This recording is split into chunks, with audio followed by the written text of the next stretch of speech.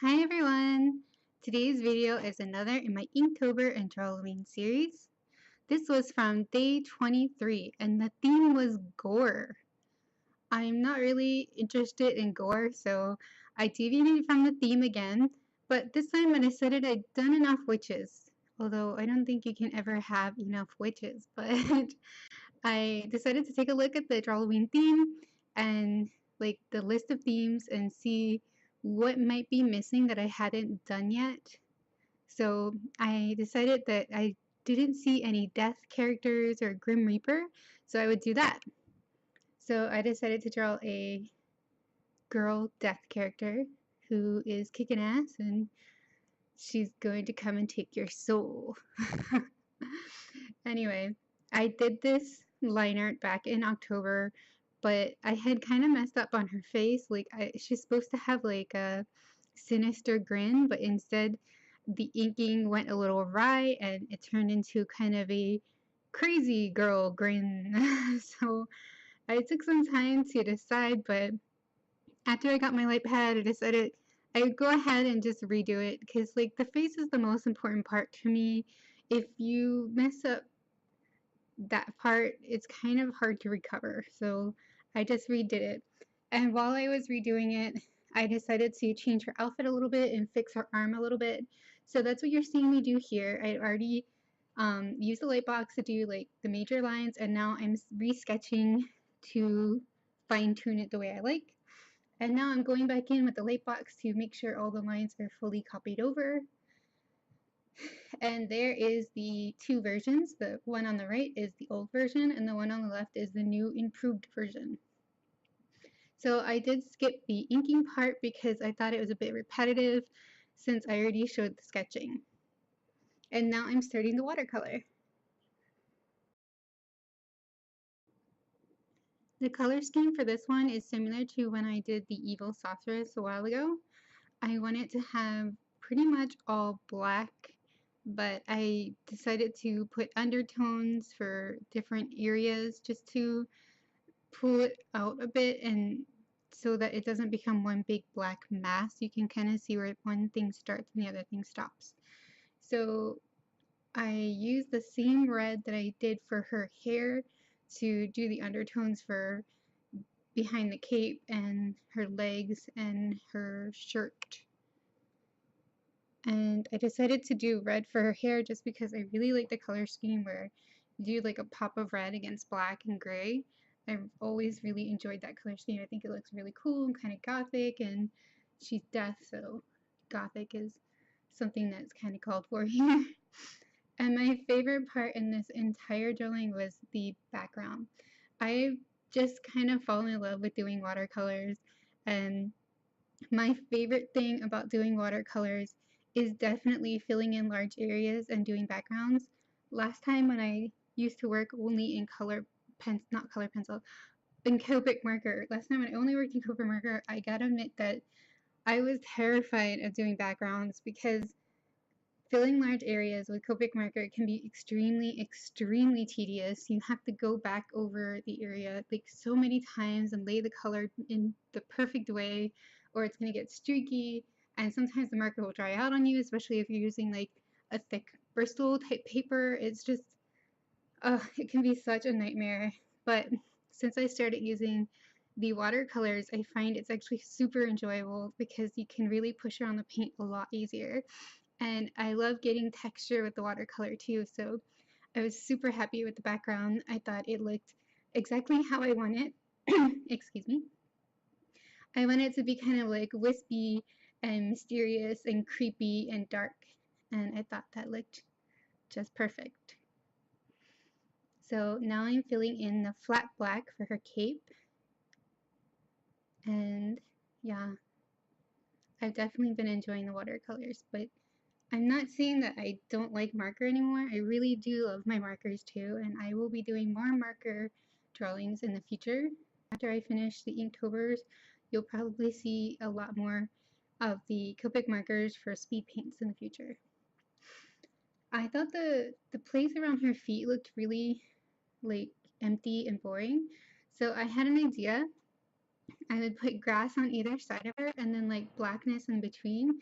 And it's supposed to symbolize that since she's deaf, where she walks, the grass would die.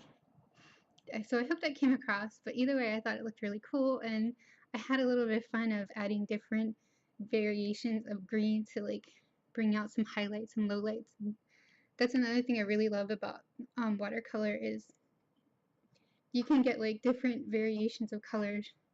And sometimes it's a total mistake, but it looks so good.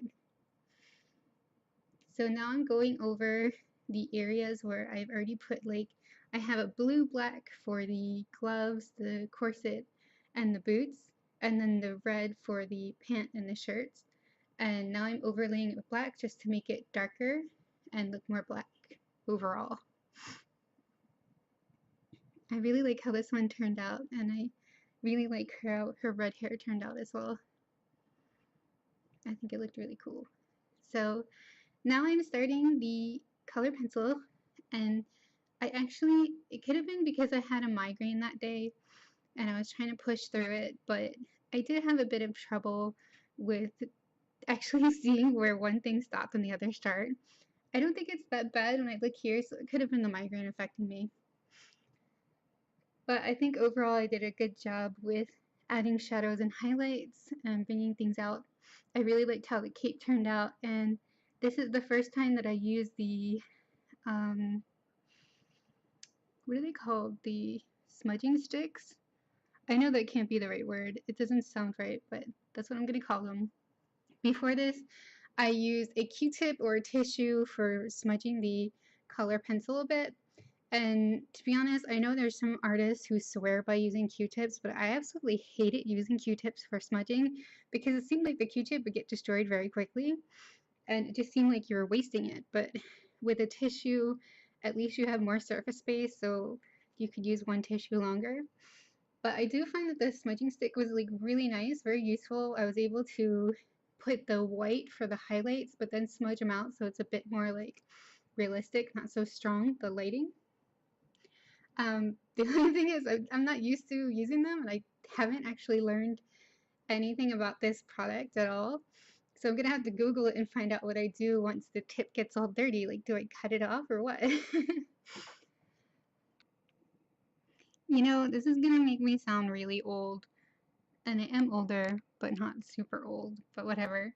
But one of the things I love about technology these days is that you can get a new pen that doesn't work quite right with no instructions and just Google it or find a YouTube video on it and find out the missing information you need really easily. Because when I was younger, I didn't have internet. I didn't even have a computer when I first started doing art, so if there was an art supply I didn't understand, I was totally up to my own devices, or I had to go look hunt in books to try to find the information. So that's what's really amazing about the internet these days. And yeah, I know I sound old. I'll stop. But anyway, another thing to mention is that it might look slightly different for this part because I have a new camera and I fixed up my lighting a bit for this part. I tried to use a bit of paper in a very ghetto way to shade the light a bit, which I think worked pretty well. And I also have a slightly new desk setup. So I have these new drawers that I got from my Copic markers, and they're really awesome, and I just love them to bits. But they take up slightly more space, so I noticed that when I was recording this, and I only recorded this actually a few days ago, but I noticed that my recording area is a little bit smaller, but the drawers are awesome, so I will deal with it. I'll have to fine tune it though for the next video because I noticed that a lot of the times the video is out of frame, so sorry about that. And yeah, so hopefully the video quality will improve from here. And I hope you guys like this video, and I hope you like this drawing. And again, if you want to see this scan for this drawing or any of the drawings that I post on YouTube, you can go over to my DeviantArt. The link is below, and I will have the scan posted the same day that I post this video. You can also check out my Facebook, Twitter, Instagram to see photos like work in progress or things that I'm doing currently. And yeah, follow me. And don't forget to subscribe here if you haven't. It's great. You'll love it. And if you like this, please give me a comment and give me a thumbs up on the video because like I love that and that would be great. And then I'll know that you like it. So yeah, thank you guys so much for listening to me for like almost 11 minutes and watching this slightly longer video.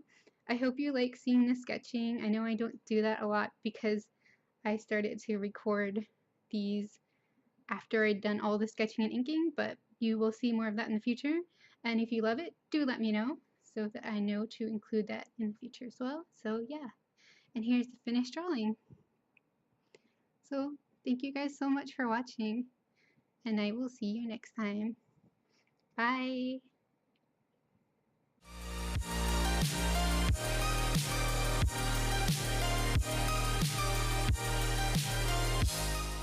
This drawing was for day 24 of Halloween, and the theme was skeleton.